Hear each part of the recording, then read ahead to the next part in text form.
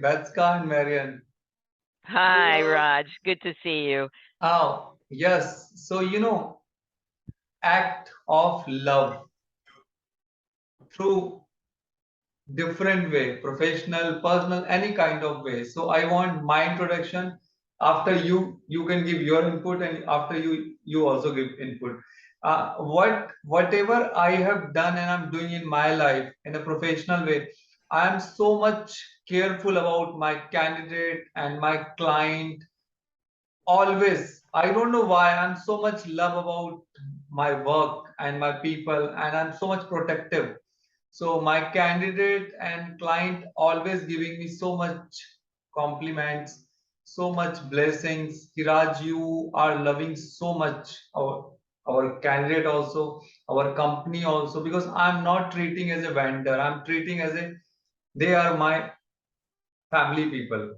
So indirect way, I don't know why. Even in the late night, also someone call me for from candidate side or client side. Although that is not my responsibility because that is not my job. But I don't know, my conscious inner conscious never allows. So I always pick that phone and always giving help. So this is my compassion or love. So this is my act of love, indirect way. I'm not directly involving these people, but and they're praising always. So, Marion, you share with me what is your Thanks experience? for sharing, Raj. My pleasure. I think, listening to you, I feel that many of us live in a society that it's so much focus on what do we do for ourselves, right? Like, what do we have? What do we do? Who can do any good for us versus like the other side, like what can we do for others? And that whole go giver mentality. And that's, by the way, a really, really good book that I read years ago that I reread a few times. That whole idea of, you're giving and it's so much more rewarding than all the things that you're doing to yourself. But I want to share a story with you because it really touched me this morning, and perhaps it will touch you too. Where it was a podcast, and it was somebody that is now really, really successful, but she wasn't always that successful. In fact, she grew up in poverty, and she tells the story of when she was 12 years old. Her mom said, "We're not having Christmas. We can't afford it." And at that moment, she could think of all the things the other kid's gonna say if she comes to school and said, "I didn't get anything for Christmas." And somebody actually showed up at the door and gave her a gift. That person knew of their personal situation. She gave her a gift with her name on it. And that kind of set the trajectory of her giving back. And so now every year she goes out, but not just cutting a check to some of these poor children, but now she goes out and she finds out their name, she finds out what they would really like, and she is giving them those gifts. And she said, that is the best Christmas. When I started that, that was the best Christmas I've ever had because it so personally touched me. And just listening to her touched me without even doing anything. And it got me thinking, as we're talking about this topic, like, what else can we do where we can show our care for other people, or where we can show that they really matter? And you brought it up with corporate. This is the same in a work environment. Everybody wants to feel heard. Everybody wants to feel like they matter.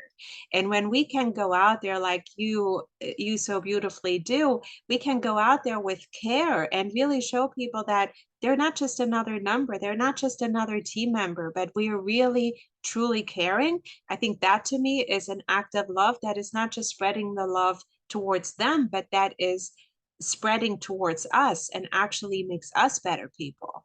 Betska, what are you thinking?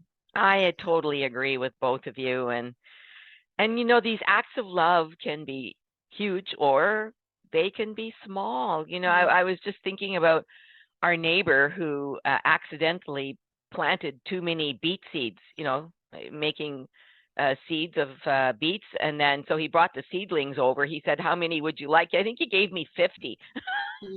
So I had to find a spot for all these beet seedlings.